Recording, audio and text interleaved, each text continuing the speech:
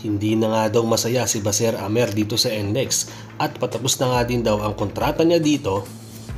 Kinokumbinsi na daw pala siya ng matalik niyang kaibigan at kababayan na si Scottie Thompson na pumirma sa Ginebra sa susunod na season.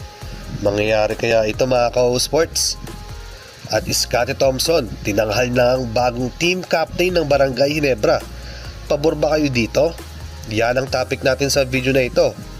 Tara at pag-usapan natin yan. Isa nga si Baser Amer na kilalang legit guard scorer ng PBA, lalo na nga nung nasa Meralco Bolts pa siya. Madami nga siyang naging achievement at halos double figure nga ang stats niya nung nasa Bolts siya. Noong mga unang taon niya nga dito sa Meralco, inasahan nga siya dahil mataas ang expectation sa kanya ng mga tao dahil naging 4-time NCAA champion nga siya doon.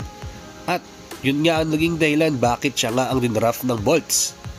That time kasi naghahanap nga sila ng isang legit scorer at nagre-rebuild nga rin sila that time. Kasabay niya nga sa PBA draft ay sina Chris Newsome at Scottie Thompson noong 2015, kaya malapit nga din siya kay Scottie dahil nakasabay niya nga ito sa NCAA. Hanggang sa ayun na nga, na-train si Baser Amer noong 2021 sa Blackwater para nga kay Mac Bello. Dahil napansin nga kasi ng Bolts na hindi na nga siya ganun ka-effective dati sa kanilang koponan at bumaba na nga din ang stats niya. So inuunahan na kaagad siya ng management at enraid na nga siya sa ibang koponan. Naging maganda naman ang stats niya dito sa Blackwater at madaming big shots nga din siya nagagawa dito sa unang taon niya at sunod-sunod din ang playoffs appearance niya. Nagawa nga nila yon dahil sa tulong nga rin dito ni Baser Amer. At hanggang eto nga, nung si Jeff Carriazo na nga ang humawak sa kanila, bumaba ulit ang stats niya at sunod-sunod na ang pagkatalo nila.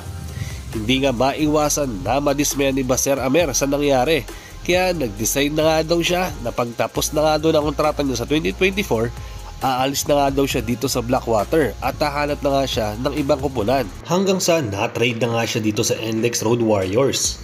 Dahil nga malapit nga din siya dito kay Scottie Thompson at magkababayan nga silang dalawa na nanggaling nga sa Davao. Napag-usapan nga daw nila ang posibleng pag-practice ito sa Jeans once natapos nga ang kontrata niya dito sa Blackwater. Magiging open naman kasi nga siya dito sa iba't ibang team at para paglaruan, at tila nga decided na din talaga siyang umalis dito sa Elite dahil hindi na nga siya natutuwa sa nangyayari at nilalaro nga ng kanilang koponan. Para nun din kasing nagre-rebuild nga din itong Blackwater at madami din silang bibitawan na players. At gusto na nga din unahan ni Baser Amer ang management dito na bitawan at i-trade siya. Kaya malaking opportunity nga ito para kay Baser kung mabibigyan siya ng chance na magdaro sa Jeans at magkasama nga sila dito ni Scottie Thompson. Kayo ba mga ka-sports, pabor na ba kayo magdaro nga sa Ginebra itong si Amer? Mag-comment lang kayo sa baba. Sa second topic natin naman sa video na ito ay tungkol naman sa pagiging team captain nga doon ng Jeans ni Scottie Thompson dito sa Ginebra. Kung dati kilala nyo ang team captain ng Jeans ay itong si Eli Tenorio dahil siya nga ang nagpa-facilitate ng koponan at madalas sa kanya nagagaling ang mga plays ng team, siya din daw ang gumagawa ng mga big basket dito sa Jeans, kaya nga tinawag siyang tinyente ng kanilang koponan. Pero nung napapansin ni LA na madami ngang nagmamahal kay Scottie at buong buwang loob niya sa mga crucial moments ng game, nilahandahan nga din daw siya ni LA na turuan ng mga techniques at i-share ang kanyang mga nalalaman dito nga kay Scottie. Kaya napansin ko nung pumasok na ang pandemic, dahan-dahan nang binibigay ni LA ang trono niya dito kay Scottie at naging pure point guard na nga siya ng team. Kaya nung nagre-recover nga sa cancer itong si Tenorio, si Scottie ang naging primary point guard ng team at sa kanya dumidepende at naging facilitator na nga rin siya.